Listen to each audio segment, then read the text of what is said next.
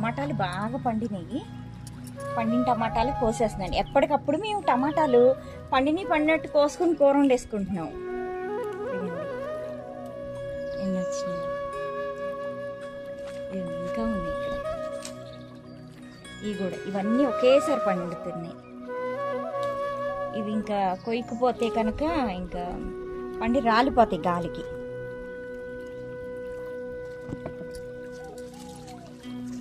ఇది చూడండి ఎంత బాగున్నాయో. దీనికి కరెక్ట్ టయానికి ఫెర్టిలైజర్స్ ఇస్తూ ఉంటే కనుక ఇట్లా కాయలు ఎన్ని వస్తాయి. ఇక చూడండి కాయలు ఎన్ని వచ్చినాయో, బాగా వచ్చినాయి. ఇంకా ఉన్నాయి, పిందెల్లాగా ఉన్నాయి, అవి తర్వాతకి వస్తాను. ఇప్పటికి ఇగో చూడండి చాలా పిందెలు ఉన్నాయి. ఇటు కూడా